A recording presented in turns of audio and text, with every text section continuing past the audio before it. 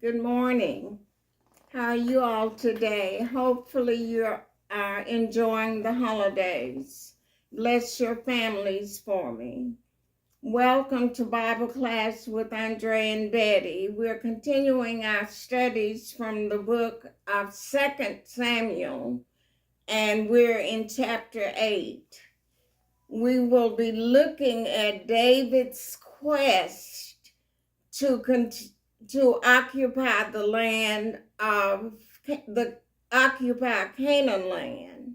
So he's still venturing, although in last chapter God said he gave him rest from all of his enemies. He's going to continue to fight to occupy the land of all of Canaan land, because these other nations live in the same area or somewhere close to it.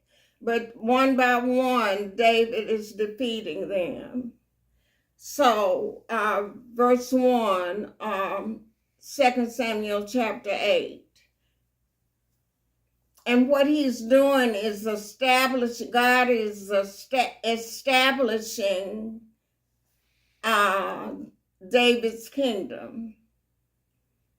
Verse 1, and after this it came to pass, after bringing the ark back to its rightful place, after transporting it back to where it belongs, and David's worship and prayer, after this it came to pass that David smote the Philistines and subdued or conquered them.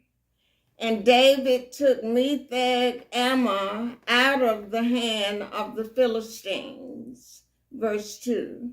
And he smote Moab and measured them with a line, casting them down to the ground. So he took 3 rows of people. The line is a line here, and a line of people there, casting them, making them lie down on the ground. Even with 2 lines measured he to put to death. So 2 of those lines of people of Moab he put to death. Even with 2 lines measured he to put to death, and with 1 full line to keep alive. And so the Moabites became David's servants, and they brought gifts. So now he's conquered the Philistines and Moab, and they brought gifts. Verse 3. David smote also Hadadezer, the son of Rehob, king of Zobah. This is in Syria, as he went to recover his border at the river Euphrates, as Rehob went to recover his border at the river Euphrates. Verse 4. And David took from him 1,000 chariots and 700 horsemen and 20,000 footmen or boots on the ground.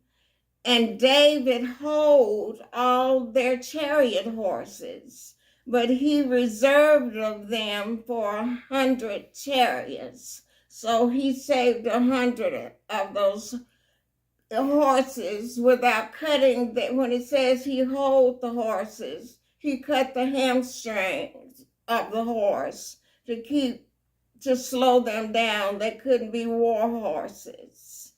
Verse 5.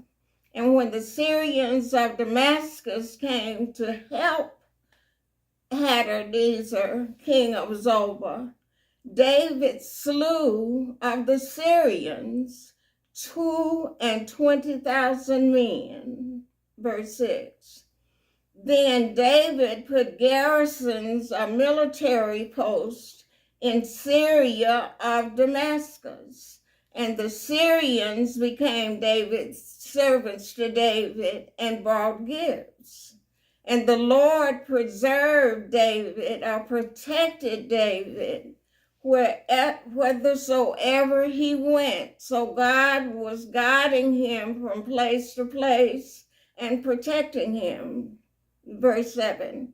And David took the shields of gold that were on the servants of Hadanezer and brought them to Jerusalem, which is in the capital city of Canaan land, of Palestine. Verse 8. And from Beta and from Beratha, cities of Hadarezer, King David took exceeding much brass. 9. When Toi, king of Hamath, heard that David had smitten all the host of Hadarezer, verse 10, then Toi sent Joram his son unto King David to salute him and to bless him, because he had fought against Hadarezer and smitten him. So Toi came to send his son to congratulate David. For Hadarezer had wars with Toi, and Joram brought with him vessels of silver and vessels of gold and vessels of brass, which also King David did dedicate unto the Lord with the silver and the gold that he had dedicated from all the other nations which he had conquered. So David is not only gaining territory, but he's gaining riches of gold, silver, and brass. Verse 12. These are the nations that he had already conquered: of Syria and of Moab and of the children of Ammon and of the Philistines and of Amalek and of the spoil of Hadarezer, son of Rehob, king of Zobah. Verse 13. And David gat him a name when he returned from smiting of the Syrians in the valley of Salt, being 18,000 men. Verse 14. And he put garrisons in Edom. Throughout all Edom put he garrisons, and all they of Edom became David's servants. And the Lord preserved David whithersoever he went. And David reigned over all Israel. And David executed judgment and justice unto all his people. Verse 16, and Joab, the son of Zeruiah, David's sister, was over the host, over the army.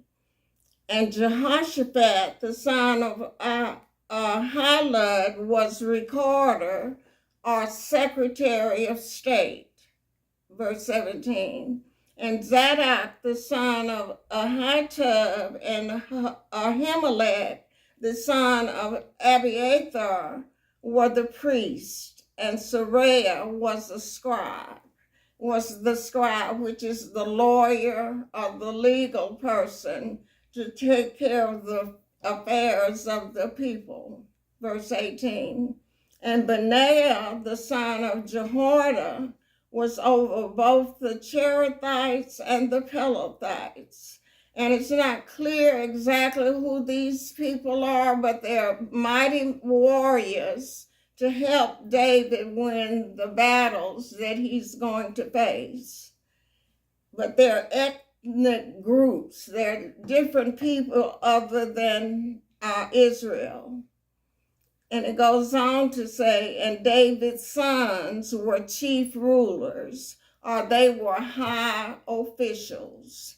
And so here David is building the kingdom up to Solomon's reign, and we'll go from there. So you all have a great day, a great week, and happy holidays. Bye.